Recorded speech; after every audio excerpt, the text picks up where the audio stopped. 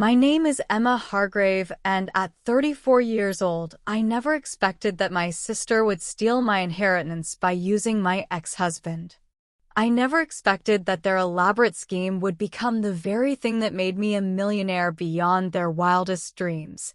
Standing beside Aria at her wedding reception, watching her pose with Marcus in her designer dress, surrounded by 300 guests who had no idea what these two had put me through, should have been simply painful. But years of their manipulation, lies, and theft had built up to this moment of perfect revenge. I still hear their cold, calculated words echoing from the emails I discovered. Emma is so desperate for family approval, she'll hand over everything just to feel loved. The memory of that night when I found Marcus's laptop open, revealing months of conspiracy between my husband and my sister to steal my $2.7 million inheritance, still gives me chills. Before I reveal what made their faces turn ghostly pale when they realized I had been planning my own game for 2 years, let me ask you this. If you've ever been betrayed by the two people you trusted most, if you've ever discovered that your marriage was just a business transaction designed to rob you blind, then you'll understand exactly why what I did next was absolutely justified. Hit that like button if you've ever had family members plot against you, and comment below if you've ever turned your worst betrayal into your greatest victory. But here's the thing they didn't know. The one thing that made their entire scheme backfire spectacularly. I'm not the same desperate, approval-seeking Emma they thought they were manipulating. And by the time they realized what I was really capable of, it was far too late to stop what I had set in motion. Now, let me take you back to where this all began, because the story of how my sister stole my inheritance by using my ex-husband, and how that theft became the foundation of my empire, starts with understanding just how perfectly they had planned my destruction. I grew up in a seemingly normal upper-middle-class family in the affluent suburbs of Connecticut. Our colonial-style house, with the perfectly manicured lawn, looked picture-perfect from the outside, complete with family portraits that displayed forced smiles hiding the complicated reality within. My parents, Richard and Margaret Hargrave, both came from old money families.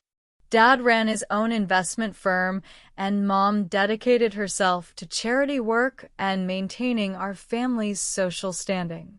We weren't just comfortable, we were wealthy, which made what happened to me even more devastating. My sister Aria was 3 years younger than me, but somehow always seemed light years ahead in our parents' eyes. With her strawberry blonde hair that caught sunlight like spun gold, her naturally athletic build, and her effortless ability to charm every adult she met, she embodied everything our parents valued. She was the daughter who never had to try, while I was the one who could never try hard enough. The differential treatment started early and was glaringly obvious to everyone except my parents, who seemed genuinely blind to their own bias.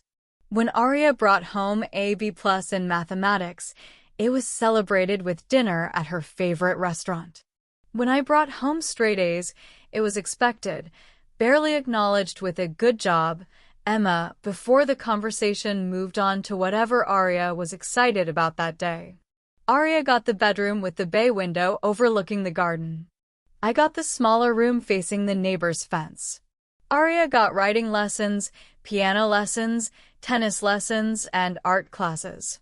I got told that we need to be practical about extracurricular expenses when I asked for photography classes. Aria got a brand new BMW for her 16th birthday. I got a used Honda that Dad bought from his mechanic for my 18th.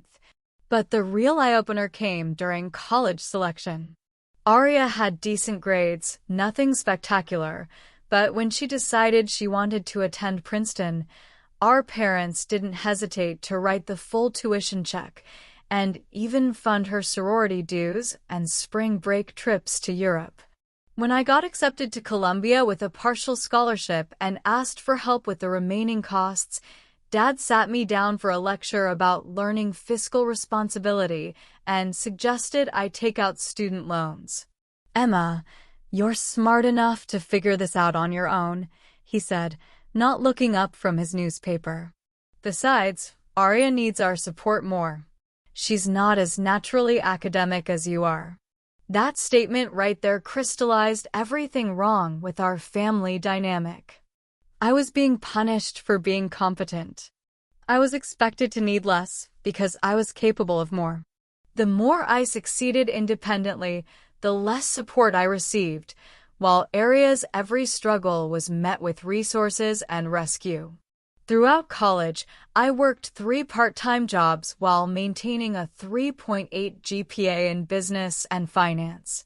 I tutored other students, worked in the campus bookstore, and spent weekends doing freelance bookkeeping for small businesses near campus. Meanwhile, Arya joined the debate team, spent summers interning at Dad's friends' companies, and built connections that would serve her well after graduation. When I graduated summa cum laude, the family celebration lasted exactly 1 dinner. When Arya graduated with a 3.2 GPA 3 years later, they threw a party for 50 people and gave her a month-long trip to Italy as a graduation gift. But the person who really saw through all of this was my grandmother, Elena Hargrave. Grandma Elena was Dad's mother, a sharp-witted woman in her 80s who had built her own successful real estate business back when women weren't supposed to be in business at all. She watched the family dynamics with keen eyes and never hesitated to speak her mind. "Emma, darling," she told me during one of our private conversations in her garden, "don't let them convince you that working harder makes you worth less love. Your parents have confused need with love, and that's their failing, not yours." Grandma Elena was the only family member who seemed to understand that treating me like I needed less support wasn't the same thing as recognizing my strength. She celebrated my achievements, remembered my birthday without being reminded, and most importantly, she saw my potential when everyone else saw my independence as proof that I didn't need their attention. When I landed my first job out of college at a mid-sized investment firm, Grandma Elena took me to lunch at the fanciest restaurant in Hartford to celebrate. When Arya got hired at one of Dad's clients' companies 6 months later, the whole family acted like she had just won the Nobel Prize. It was at Arya's graduation party that I met Marcus Chin, the man who would become both my husband and the instrument of my ultimate betrayal. Marcus was everything that impressed my parents: Harvard MBA, consultant at McKinsey, impeccable manners, and most importantly, he paid attention to Arya in a way that made her light up like a Christmas tree. But here's what I noticed that no one else seemed to catch. Marcus was watching me while he charmed Arya. During conversations, his eyes would find mine across the room. When Arya told her animated stories, he would glance at me as if checking my reaction. When I spoke, he listened with an intensity that felt almost predatory. 3 months after that party, Marcus asked me out. Not Arya. Me. I was shocked, flattered, and honestly a little suspicious. Why would someone who seemed so enchanted by my perfect sister want to date the family disappointment? "You're the most genuine person in your family," he told me over dinner at an intimate bistro in downtown Hartford. "Arya is beautiful, but you're real. You're substantial. You've built something of yourself." Those words were exactly what I needed to hear after a lifetime of being treated like the consolation prize. Marcus seemed to see value in all the qualities my family overlooked. He appreciated my work ethic, respected my independence, and most importantly, he treated me like I was the catch in the relationship, not like he was doing me a favor by being interested. The courtship was perfect. Marcus brought me flowers that weren't roses because he remembered me mentioning that I preferred wildflowers. He planned dates around my work schedule without making me feel guilty about my long hours. He introduced me to his friends and colleagues as Emma, the brilliant financial analyst, rather than Emma, Aria's sister. My family was stunned when I announced our engagement after 8 months of dating. Dad actually asked me in front of Marcus if I was sure I hadn't misunderstood his intentions. Mom pulled me aside to make sure I knew that marriage is a serious commitment and wanted to confirm that Marcus really understood what he was getting into. Even Aria seemed confused. I just thought. She started, then stopped herself. I mean, are you sure you two are compatible? But Grandma Elena was thrilled. He sees what I see in you, Emma, she said, squeezing my hands. Don't let anyone make you question that. The wedding was beautiful, though I noticed my parents spent significantly more energy on the planning than they had for anything else in my life. Later, I realized they were probably just relieved that someone wanted to marry me, and they were determined to make sure nothing went wrong that might change Marcus's mind. Marcus and I settled into a comfortable life in Westport, about an hour from both our families. He continued his consulting work. I got promoted to senior analyst and then to associate director at my firm. We bought a beautiful colonial house with good bones that needed some renovation work. We talked about children, planned vacations, and seemed to be building exactly the life I had always wanted. For 3 years, I thought I had finally gotten something my family approved of. I thought I had found someone who valued me for who I was rather than comparing me to Aria. I thought, for the first time in my life, that I was the favorite in someone's eyes. I was so wrong. The first crack in my perfect marriage appeared when Grandma Elena was diagnosed with pancreatic cancer. At 87, she was still sharp as a tack, still managing her real estate investments, still tending her beloved rose garden. But the diagnosis was terminal, and we all knew we were facing the end of an era. During her final months, I spent every weekend at Grandma Elena's house, helping her organize her affairs and simply enjoying her company. Those Saturday afternoons in her garden became precious to me. We would sit among her roses, drinking tea and talking about everything from business strategies to family history. Emma, I want you to know something, she said one particularly beautiful afternoon in late September. I've been watching this family for 43 years, since I married your grandfather. I've seen how they treat you, and I've seen how you've risen above it. She paused to deadhead a particularly stunning pink rose, her movements still precise despite her age and illness. I've made decisions in my will that reflect what I believe is fair, not what they'll expect, she continued. I want you to be prepared for that. I pressed her for details, but Grandma Elena just smiled mysteriously. Patience, darling. All will be revealed in due time. What I didn't know was that Marcus had been having very different conversations with Grandma Elena during his visits. Visits that I didn't know he was making. Grandma Elena passed away peacefully in her sleep on a Tuesday morning in November.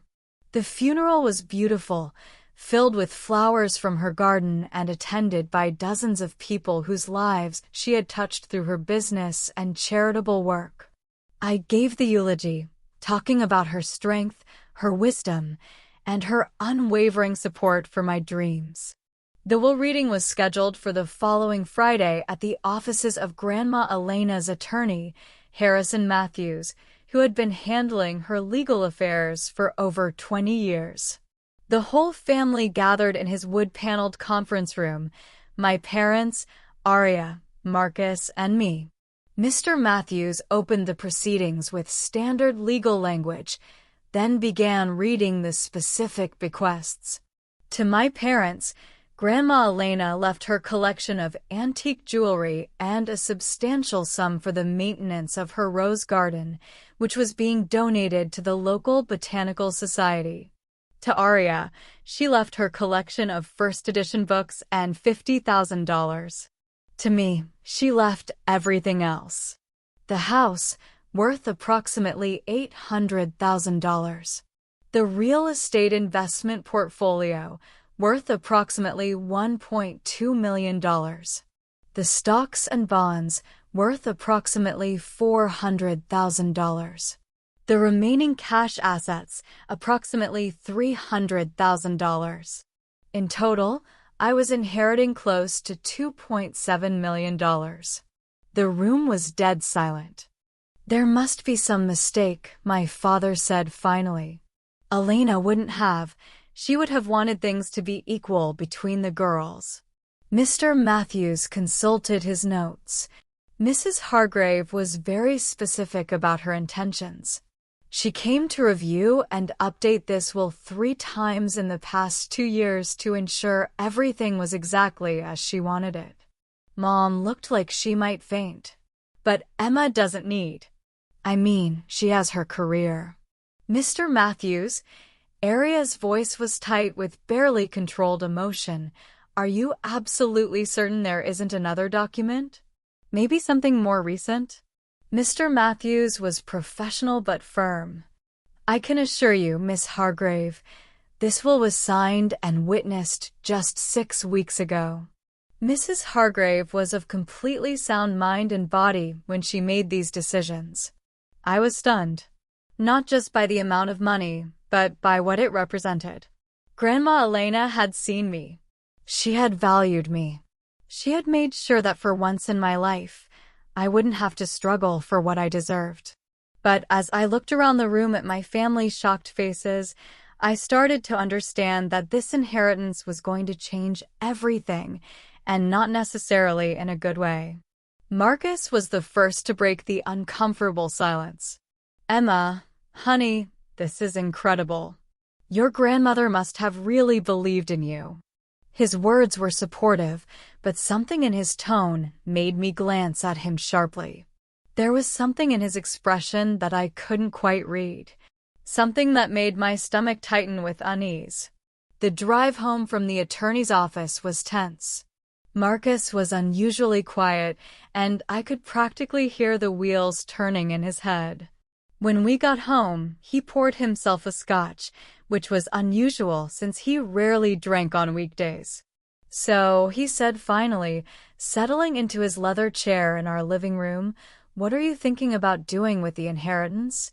I curled up on the sofa, still processing everything that had happened. "I honestly don't know. It's so much money, Marcus. I keep thinking about all the things Grandma Elena could have done with it, and how she chose to trust me with it instead." "She obviously saw something special in you," Marcus said, but his tone was odd. Calculating.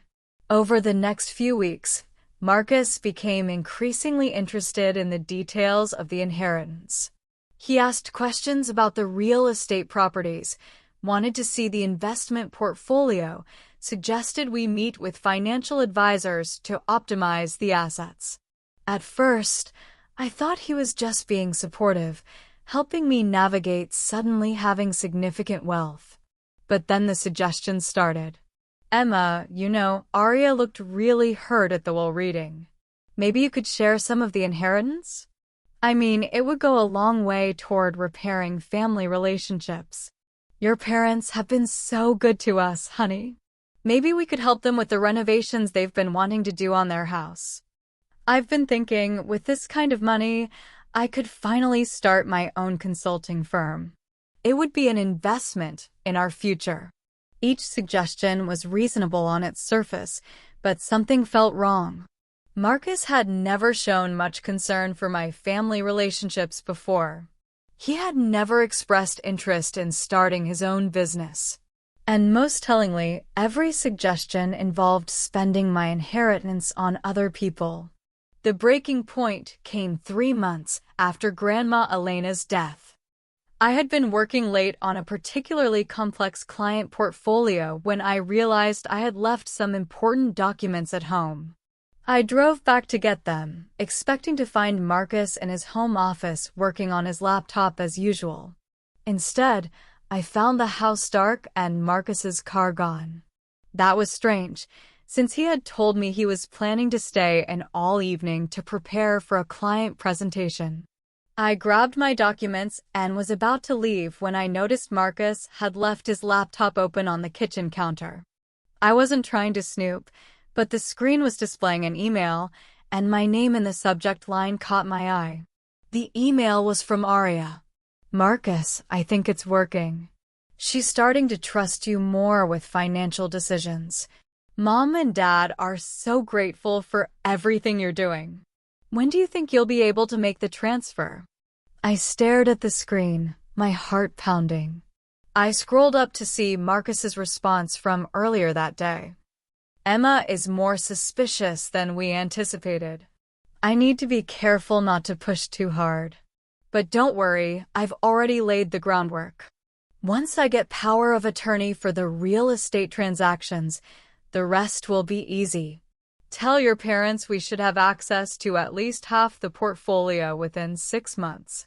I scrolled further up, finding weeks of correspondence between Marcus and my sister.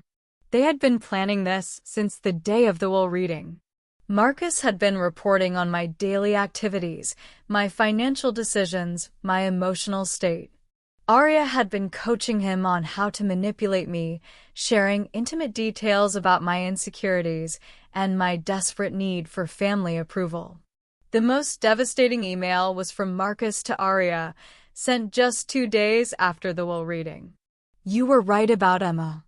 She's so desperate to be accepted by your family that she'll do anything to prove she deserves your approval. The inheritance is just going to make her more vulnerable. Don't worry, baby. Once this is all over, we can finally be together like we always planned." "Baby?" He called my sister baby. I sat in my kitchen, staring at the laptop screen, as 3 years of my marriage recontextualized itself in an instant. Marcus hadn't fallen in love with me despite my family's treatment. He had chosen me because of it. He had seen a woman so starved for approval that she would be easy to manipulate, and he had been planning this long game from the very beginning.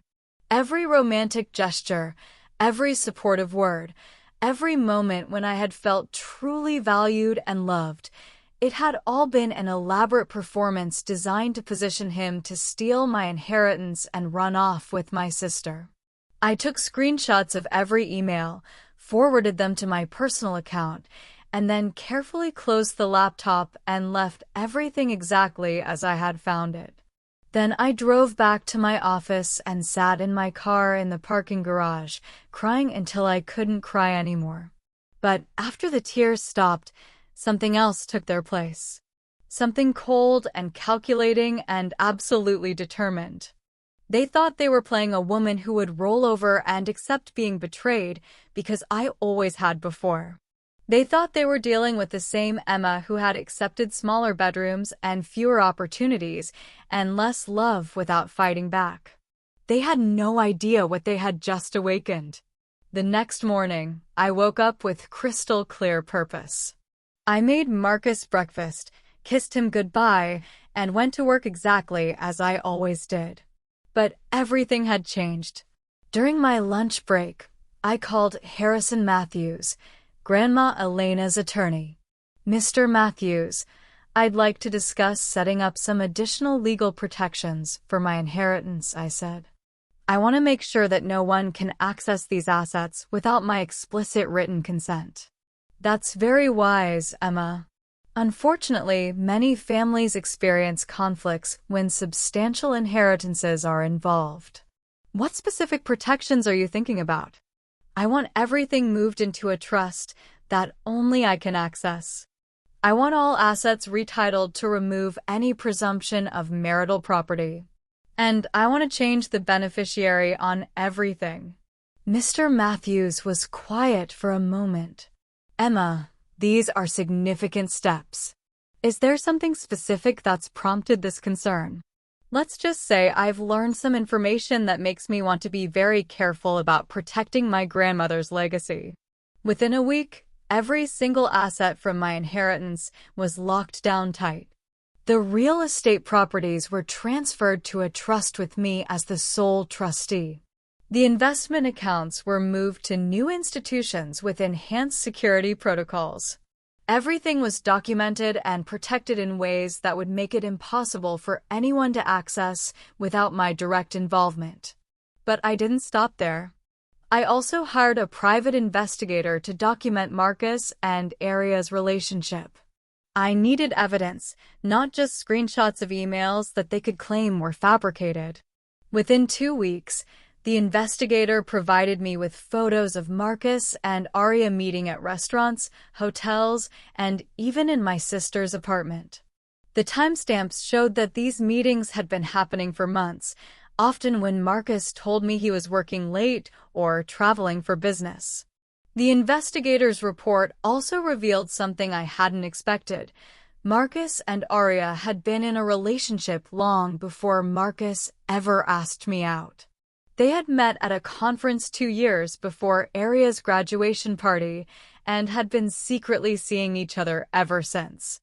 My marriage wasn't the result of Marcus falling for me despite his attraction to Aria. My marriage was a calculated business decision designed to get access to what they both assumed would eventually be family money.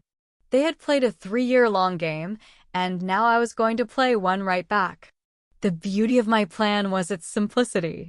I wasn't going to confront them, create drama, or try to expose them to my family. Instead, I was going to let them expose themselves while I positioned myself to come out ahead. I started saying yes to Marcus's suggestions about the inheritance, but with modifications that served my purposes instead of his. When he suggested we invest in his new consulting firm, I agreed, but insisted that the business be structured as a loan rather than an investment, with me as the sole creditor secured by personal guarantees from both Marcus and anyone else involved in the business. Marcus was so excited by my agreement that he didn't pay close attention to the legal documents he was signing. When he suggested we help my parents with their house renovations, I agreed, but structured it as a gift specifically from me to them, with legal documentation, making it clear that Marcus had no claim to any portion of the funds. When he suggested sharing some inheritance with Aria, I told him I was considering it, but wanted to wait until after the 1-year anniversary of Grandma Elena's death to make sure I was honoring her wishes appropriately. Every suggestion Marcus made, I found a way to agree with while actually strengthening my position and creating legal documentation of his attempts to access my inheritance. Meanwhile, I quietly began building something else, a new life that didn't depend on any of them. While Marcus and Aria were plotting to steal my inheritance, I was using Grandma Elena's gift to build something they couldn't touch. I had learned something important from watching my grandmother's life. Real security comes from building your own success, not from depending on other people's money. I used a portion of the inheritance to start my own investment advisory firm. Having worked in the industry for 7 years, I had developed expertise in mid-market investment strategies and had built relationships with several high-net-worth individuals who had been asking me for years when I was going to start my own practice. Hargrave Capital Management opened its doors 6 months after Grandma Elena's death, operating out of a small but elegant office in downtown Hartford. I structured the company so that I retained complete ownership and control, with no partners and no investors who could dilute my authority. The business grew faster than I had dared to hope. My first clients were referrals from my previous firm, people who trusted my analytical skills and wanted to work with me directly rather than through a larger institution. Within 3 months, I was managing over $5 million in client assets. Within 6 months, that number had grown to $12 million. But the real breakthrough came when Patricia Morrison, the widow of a tech entrepreneur, decided to trust me with managing her late husband's $50 million estate. Patricia had been interviewing financial advisors for months, And she chose me because, as she put it, "You're the only one who talked to me like I was smart instead of like I was a checkbook with emotions." Managing Patricia's portfolio gave me access to investment opportunities that I never could have accessed as an employee of someone else's firm. I was able to secure positions in private equity deals, pre-IPO investments, and real estate syndications that generated substantial returns not just for my clients, but for my own growing investment portfolio. By the time Marcus and Arya were ready to make their move on my inheritance, I had already doubled it through my own investment activities. But success in business was only part of what I was building. I was also building relationships and a reputation that would serve me far beyond anything my family had ever offered. I joined the board of the Hartford Women's Business Association and became their youngest treasurer in the organization's history. I started mentoring young women who were starting their careers in finance, sharing the lessons I had learned about building success without depending on family connections or male approval.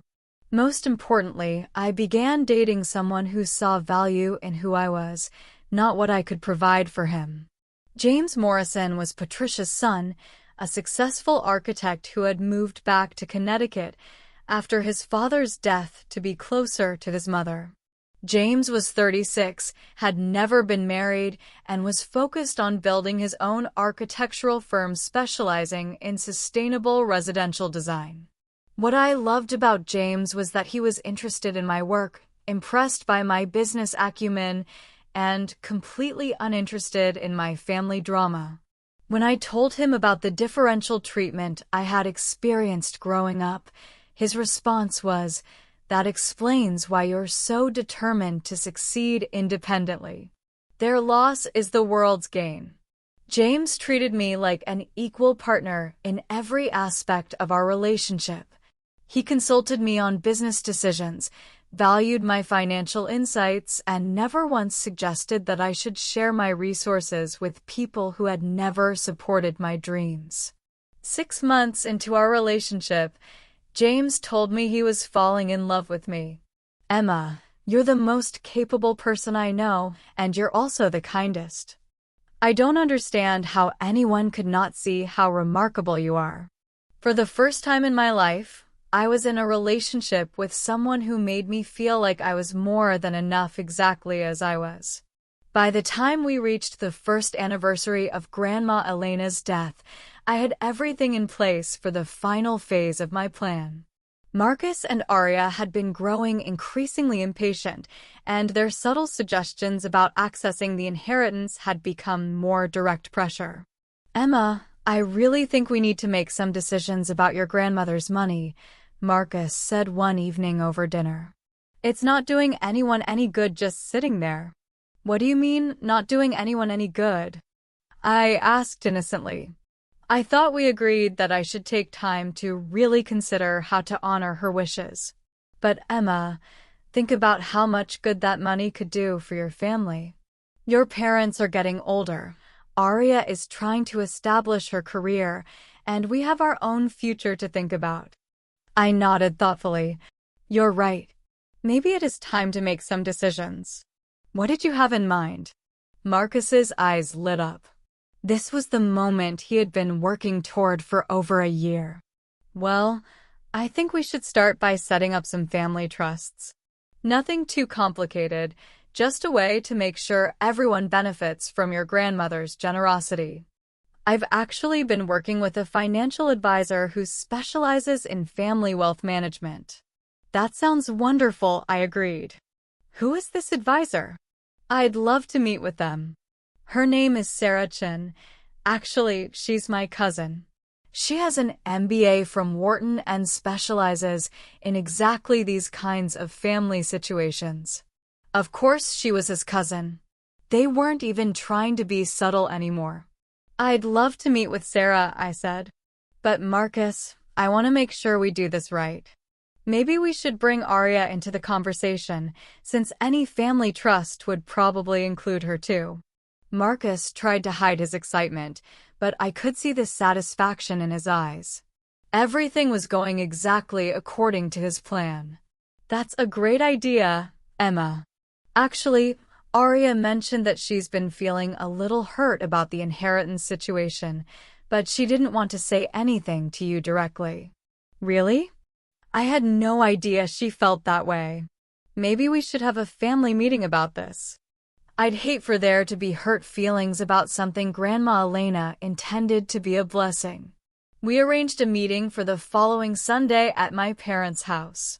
Marcus, Arya, my parents, and this mysterious financial advisor cousin would all be there to help me make the best decisions for the family.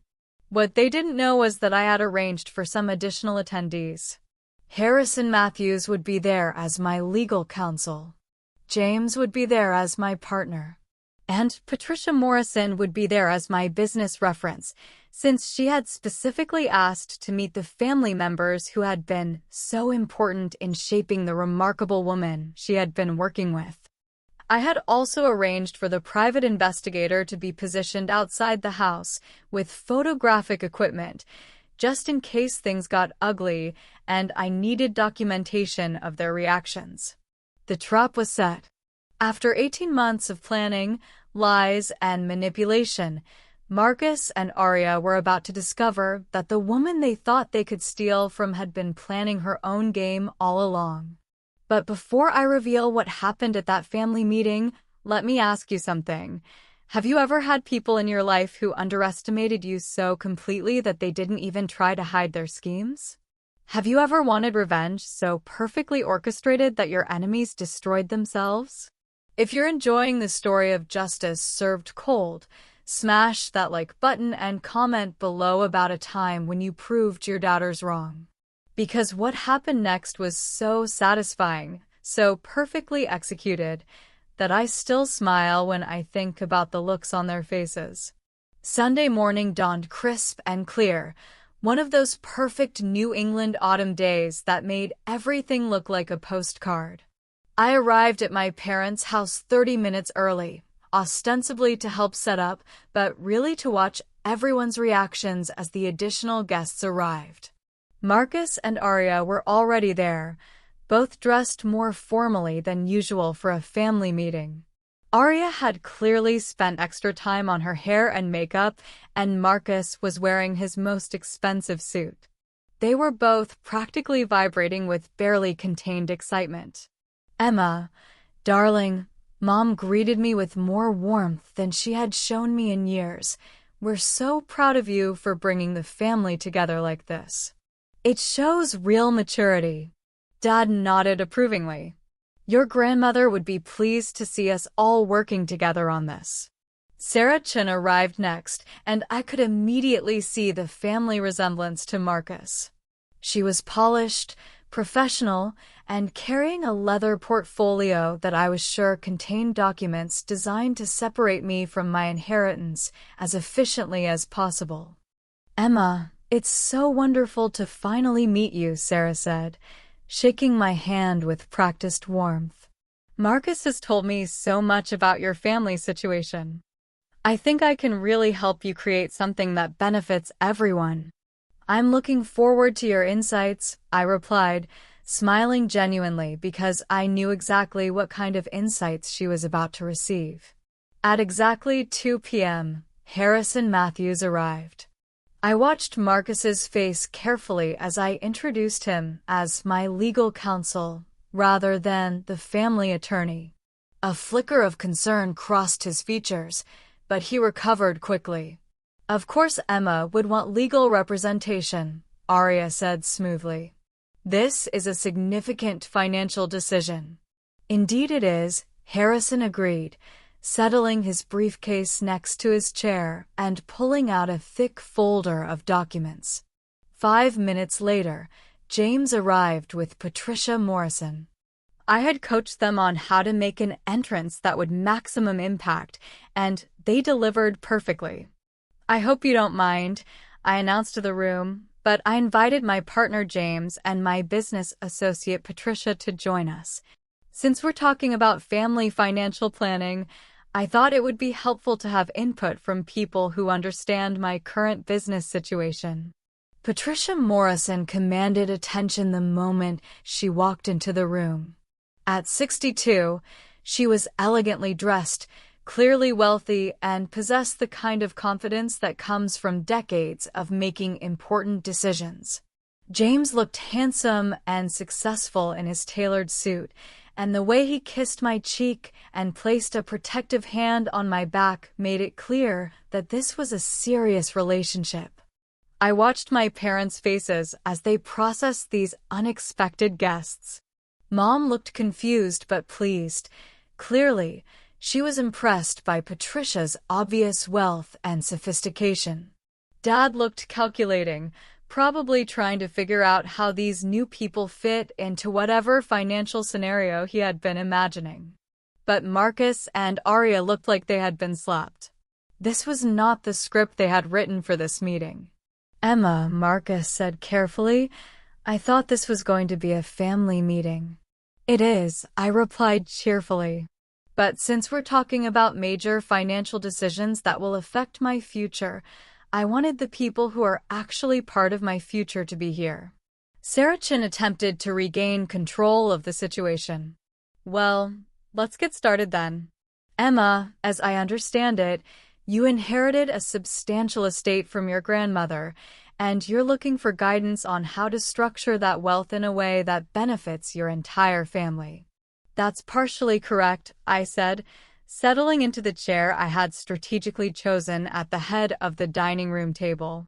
"But before we talk about my plans, I think we should all be completely honest about everyone's motivations for being here." The room went very quiet. "Marcus," I continued, looking directly at my husband, "would you like to tell everyone about your business relationship with Sarah beyond the fact that she's your cousin?" Marcus's face went pale, but he managed to maintain his composure. "I'm not sure what you're getting at, Emma. I'm getting at the fact that Sarah isn't just a financial advisor. She's also the business partner you've been planning to go into business with, using my inheritance as startup capital. Isn't that right, Sarah?" Sarah Chen's professional composure cracked slightly. "Emma, I think there might be some misunderstanding." "Oh, there's been a misunderstanding. All right," I interrupted, nodding to Harrison, who began removing documents from his briefcase. "But the misunderstanding isn't mine." I stood up and walked to the fireplace, positioning myself so I could see everyone's faces clearly. "You see, about 6 months ago, I discovered some very interesting information about what certain people in this room have been planning to do with my inheritance.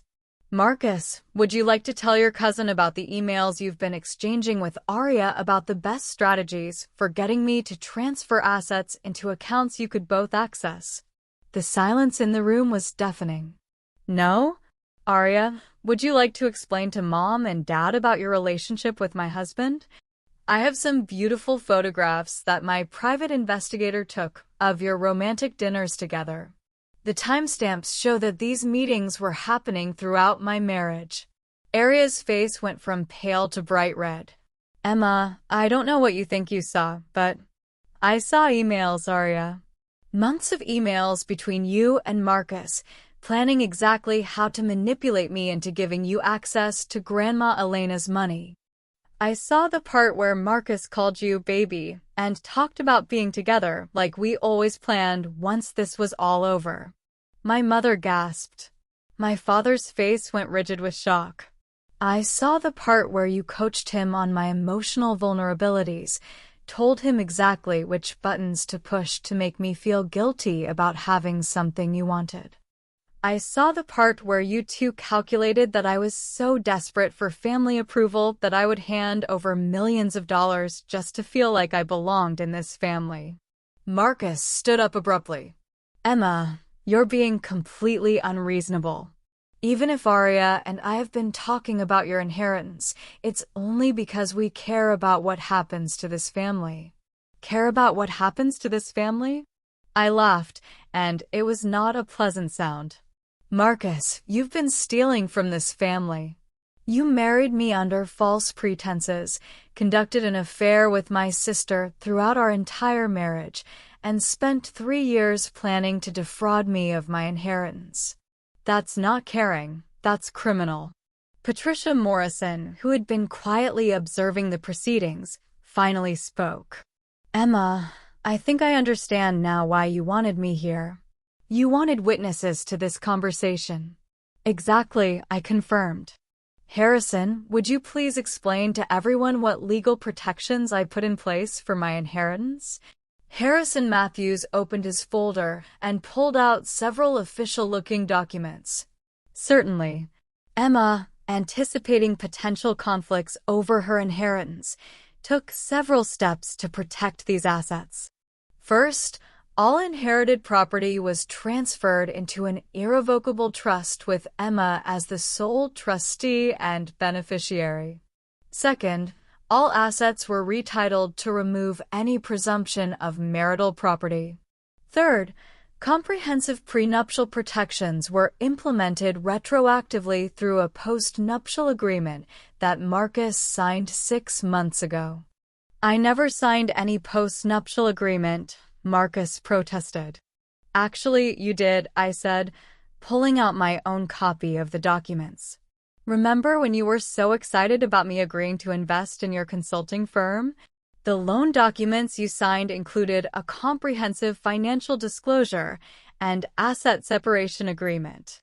You were so focused on getting access to the money that you didn't read the fine print. Sarah Chin finally found her voice.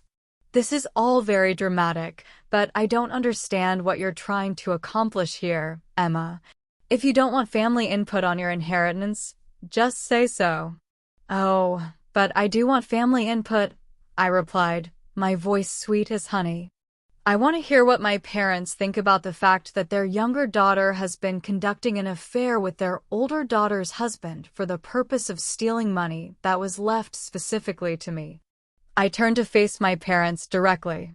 Mom, Dad, I want to hear what you think about the fact that Marcus married me because he and Arya calculated that I was so desperate for love and approval that I would be easy to manipulate. My mother was staring at Arya with a look of complete shock. Arya, please tell me this isn't true. Mom, Emma is completely misunderstanding the situation, Arya started, but her voice was shaking. Am I? I pulled out my phone and began reading directly from the screenshots I had saved. This is from an email Marcus sent to Arya 3 months ago. Emma mentioned the real estate portfolio again today. I think she's starting to trust me with more financial decisions.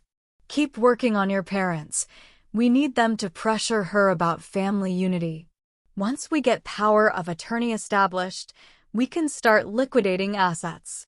The trust fund we discussed should be set up within 6 months.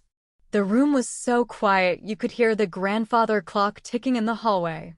And this is Arya's response, I continued. Perfect. Mom has been asking Emma about sharing the inheritance, and Emma seems to feel guilty about it. I'll suggest a family meeting. Emma has always been desperate to prove she deserves to be part of this family. We can use that. My father, who had been silent throughout this entire revelation, finally spoke. Emma, where did you get these emails? Marcus left his laptop open with the email account logged in. I saw my name in a subject line and discovered months of correspondence between my husband and my sister, planning to defraud me of my inheritance. James, who had been quietly supportive throughout the confrontation, stepped forward. Emma also shared this information with me because she wanted advice on how to handle it legally and ethically. I encouraged her to document everything and handle this through proper channels rather than just confronting everyone emotionally. Proper channels? Marcus's voice was getting desperate. Emma, we're family. We don't need to involve lawyers and outside people in family business. You stopped being my family the moment you decided to steal from me, I replied, my voice ice cold. And Arya stopped being my sister the moment she decided that seducing my husband was an acceptable way to get access to money that was never hers. Arya finally broke down completely. Emma, You don't understand. You've always had everything handed to you. You got the good grades, you got the good job, you got Grandma Elena's approval. I've never been enough for anyone in this family. I had everything handed to me. I stared at her in disbelief. Arya, are you completely delusional? I worked 3 jobs in college while you got a free ride. I bought my own car while you got a BMW. I took out student loans while you got spring break trips to Europe. I have never, not once in my entire life, had anything handed to me by this family. But you were always the smart one, she protested. Everyone always expected me to be more like you. And everyone always told me I should be more like you. I shot back. The difference is that instead of seducing your husband and plotting to steal your inheritance, I built my own success. Patricia Morrison stood up, clearly uncomfortable with the family drama unfolding around her. Emma, I think perhaps this conversation should continue privately among family members. But before I leave, I want to say something. She looked around the room, her gaze settling on each person individually. I've been working with Emma for over a year now, and I can tell you that she is one of the most ethical, capable, and trustworthy people I've ever met in business. The fact that her own family would conspire to defraud her tells me everything I need to know about why she's been so determined to succeed independently. She gathered her purse and moved toward the door, then turned back. Emma, you have my complete support in whatever legal action you decide to take. And if you need character references for any proceedings, please don't hesitate to call me. After Patricia left, the remaining tension in the room was unbearable. So what now, Emma? My father asked finally. What is it you want from this family? I want honesty, I replied. I want acknowledgement. And I want Marcus and Arya to face consequences for what they've done. What kind of consequences? My mother asked nervously. Harrison Matthews spoke up. Emma has several legal options available to her. The conspiracy to defraud, the adultery during marriage, and the attempted theft of protected assets all constitute grounds for both criminal charges and civil litigation. You would really have your own sister arrested? Dad asked, looking at me with disappointment. My own sister really conspired to have me defrauded, I replied. Actions have consequences, Dad. Something this family never taught either of your daughters. Marcus made one final attempt to salvage the situation. Emma, please. Let's be reasonable about this. Yes, Arya and I developed feelings for each other, and yes, we talked about the inheritance situation, but we never actually took any money from you. No crime has been committed. Actually, Marcus, several crimes have been committed, Harrison interjected. Conspiracy to commit fraud, attempted theft by deception, and adultery during marriage, which affects the validity of your marriage contract and any property claims you might have had. But more importantly, I added, you've both shown me exactly who you are. And now everyone in this room knows exactly who you are too. I walked back to the dining room table and sat down, suddenly feeling very calm and very tired. Here's what's going to happen, I announced. Marcus, you and I are getting divorced. You'll receive nothing from the marriage except what you brought into it, which, based on the prenuptial documentation you unknowingly signed, is your personal belongings and whatever assets you had before we married. Emma, please, Marcus started, but I held up my hand. I'm not finished. Arya, you and Marcus are welcome to be together now. Congratulations. You schemed and lied and betrayed your own family to get what you wanted. I hope it was worth it. I turned to my parents. Mom, Dad, I want you to understand something very clearly. This inheritance was Grandma Elena's way of making sure I would be taken care of by someone who actually valued me, since my own family never did. She saw how you treated me compared to how you treated Arya, and she made her decision accordingly. Emma, that's not fair, my mother protested. We love you just as much as we love Arya. Do you? I asked quietly. Because the evidence suggests otherwise. When was the last time you celebrated one of my achievements without comparing it to something Arya needed help with? When was the last time you supported one of my goals without suggesting I should be more concerned about family obligations? The silence stretched on uncomfortably. I've spent my entire life trying to earn the love and approval that you gave Arya automatically, I continued. And even when I succeeded beyond anything either of you achieved, it was never enough. I was always too independent, too focused on my career, too unwilling to put family first. But here's what I've learned over the past year. I don't need your approval anymore. I've built a business that's more successful than anything anyone in this family has ever accomplished. I'm in a relationship with someone who values me for who I am rather than what I can provide. And I have enough money to live exactly the life I want without depending on anyone's generosity or support. James stepped closer to me, placing a supportive hand on my shoulder. Emma has created something remarkable, he said, addressing my parents directly. Her business is thriving, her clients trust her completely, and she's built a reputation in the financial community that opens doors everywhere she goes. She's accomplished all of this while dealing with a marriage built on deception and a family that consistently undervalued her contributions. The most impressive thing about Emma, he continued, is that she handled this entire situation with incredible grace and intelligence. Instead of confronting you all emotionally when she first discovered the conspiracy, she protected her assets, documented the evidence, and planned a response that would expose the truth while keeping herself legally protected. Arya, who had been quiet during most of this exchange, finally spoke up. So that's it? You're just going to destroy our family over money. I looked at my sister, really looked at her, for what felt like the first time in years. Arya, I didn't destroy this family. This family was broken long before Grandma Elena died. You and Marcus just made it impossible for me to pretend otherwise anymore. I stood up and gathered my purse and the legal documents Harrison had brought. I'm not cutting anyone off completely, I said finally.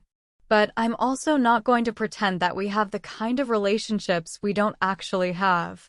If you want to rebuild something real with me, it starts with acknowledging what actually happened here and taking responsibility for your choices.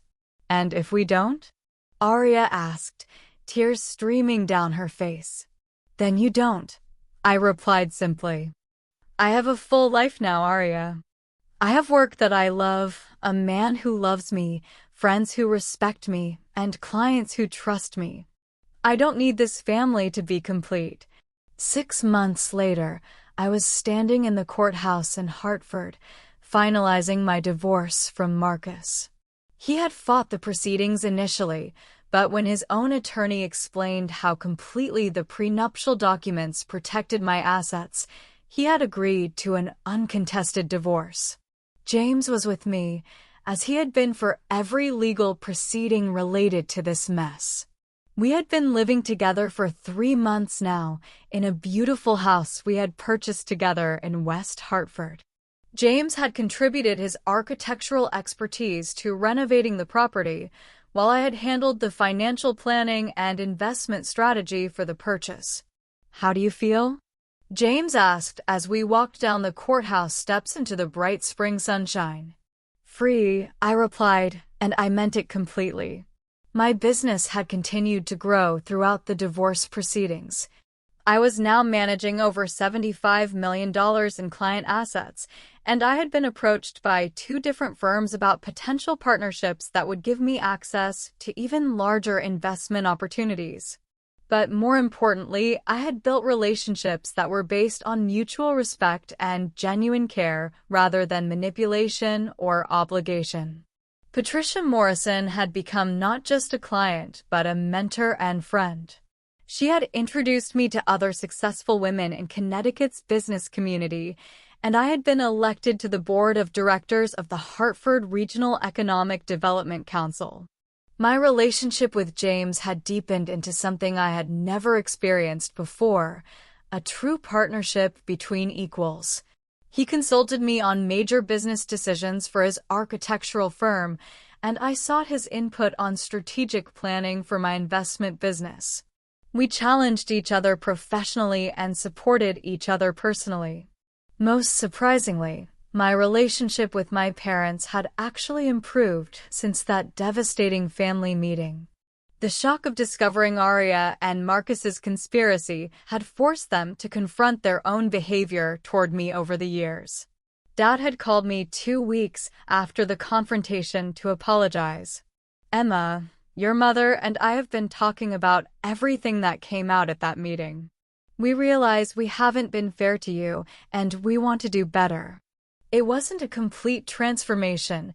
We still had a long way to go to build the kind of relationship I had always wanted with them. But it was a beginning, and it was based on honesty rather than pretense.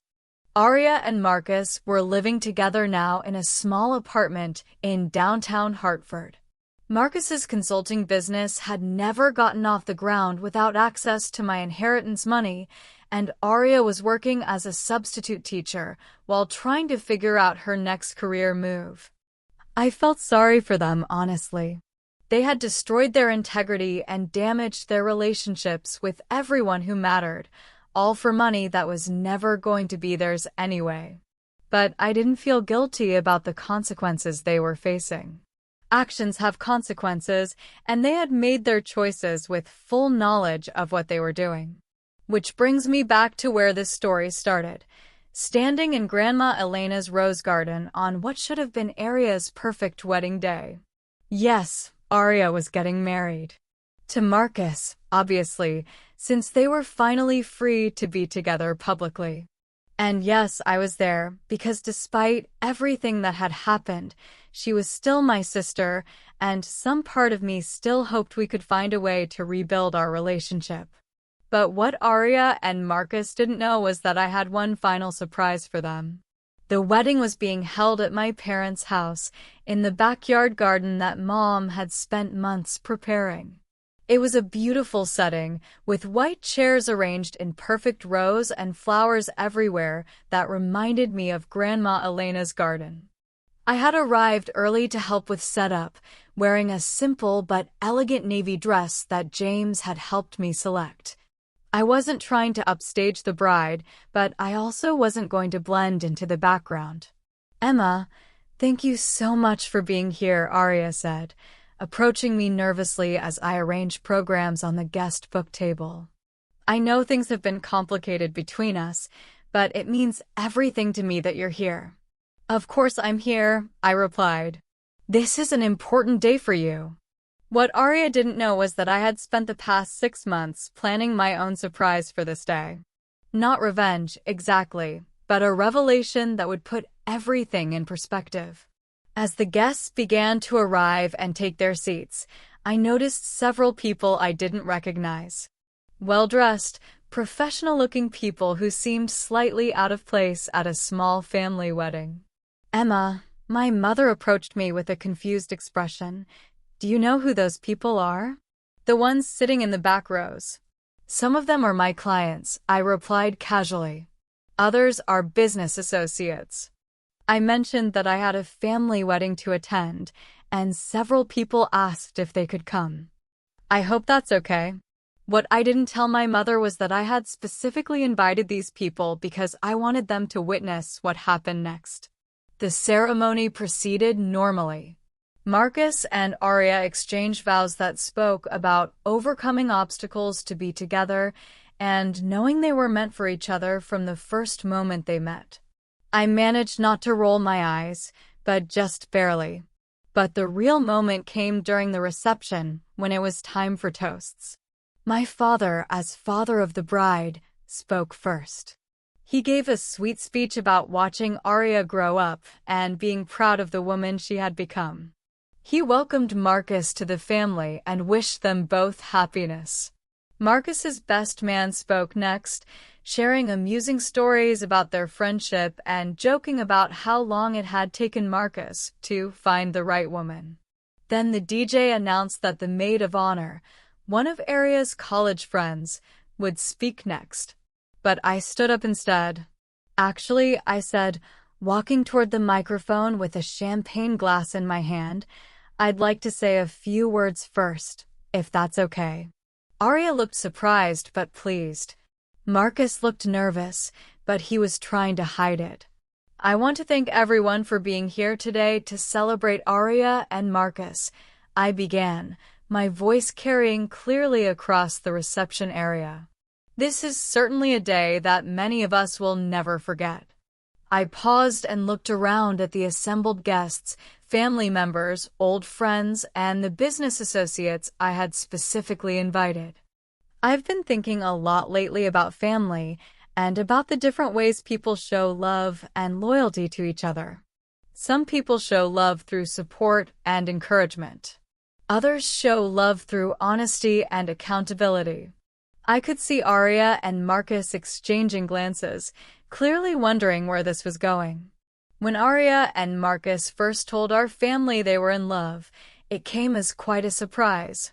You see, at the time, Marcus was married to me. The silence that fell over the reception was absolute. Now, I know what you're thinking, I continued, my voice still light and conversational. Family drama at a wedding reception. How tacky. But I promise you, this story has a happy ending. I turned to face Arya and Marcus directly. You see, discovering that my husband and my sister had been conducting an affair while simultaneously planning to defraud me of my inheritance was actually the best thing that ever happened to me. Several guests gasped audibly.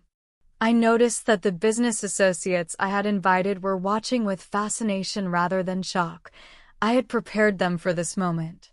It forced me to stop trying to earn love from people who were never capable of giving it authentically.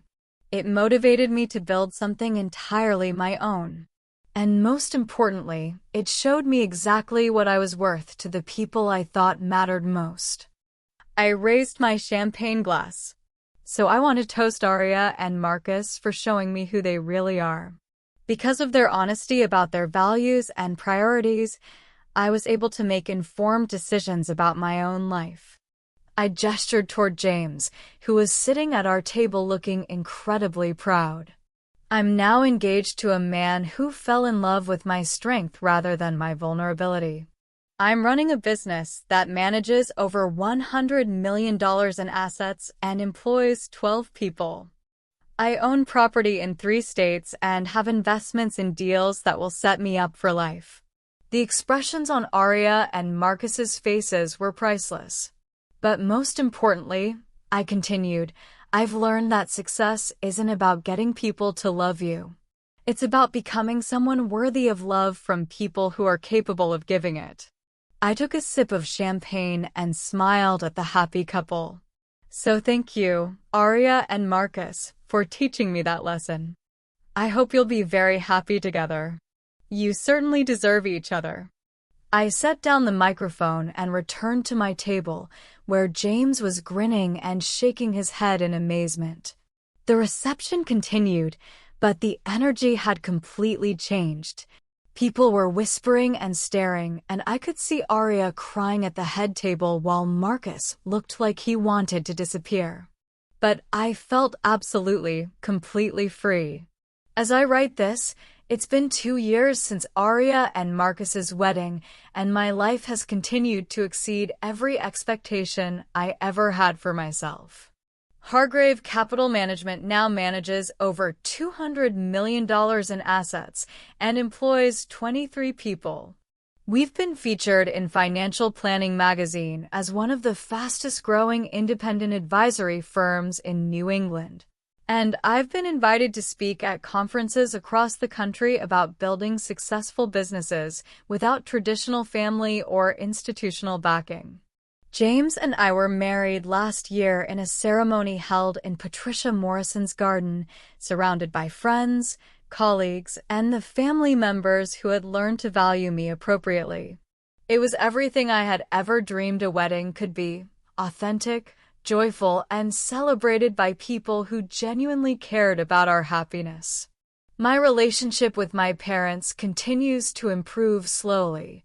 They've made genuine efforts to understand their past behavior and to treat me with the respect I deserve. It's not perfect, but it's real, which is more than we ever had before. Arya and Marcus divorced 8 months after their wedding.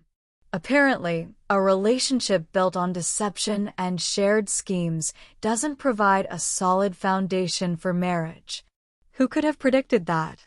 Arya has since moved to California, where she's working for a nonprofit organization and seems to be building a life based on her own merits rather than on manipulating other people. We exchange Christmas cards and occasional texts, but we're not close. Maybe someday we will be, but it will have to be based on who we really are rather than on family obligation. Marcus moved back to Boston and is working for someone else's consulting firm. I heard through mutual acquaintances that he's engaged to someone new. I genuinely hope he's learned to build relationships on honesty this time, but that's not my concern anymore. The most important thing I've learned through all of this is that you can't control how other people treat you, but you can control how you respond to that treatment. You can choose to keep trying to earn love from people who aren't capable of giving it, or you can choose to build a life with people who see your value from the beginning. I chose to build my own life, and it's been more rewarding than anything I could have inherited or been given by family obligation. Sometimes people ask me if I regret how everything played out, if I wish I could have maintained relationships with Arya and Marcus without all the drama and legal proceedings. The answer is no. I regret that they made the choices they made, but I don't regret discovering the truth about who they were. I don't regret protecting myself financially and legally. And I definitely don't regret walking away from relationships that were based on manipulation rather than genuine care. The inheritance that Grandma Elena left me wasn't just money and property. It was permission to value myself appropriately and the resources to build a life that reflected that value. And that, more than any amount of money, has been the real gift. If you've made it this far in my story, I want you to know that whatever situation you're facing with family, relationships, or people who don't see your worth, you have more power than you think you do. You don't have to accept treatment that diminishes you. You don't have to keep trying to earn love from people who aren't capable of giving it freely. You can build something better. You can choose people who see your value from the beginning. And you can create a life that reflects who you really are rather than who other people need you to be. Trust me on this one. I've lived both versions, and the life you build for yourself will always be more satisfying than the life other people think you should accept. Now, if you enjoyed this story of justice served and dreams achieved, make sure to hit that like button and subscribe for more stories of people who refused to accept less than they deserved. And in the comments below, tell me about a time when you had to choose between keeping the peace and standing up for yourself. I read every single comment, and I love hearing about other people's victories. Until next time, remember, you are worth exactly as much as you decide you're worth. Don't let anyone convince you otherwise.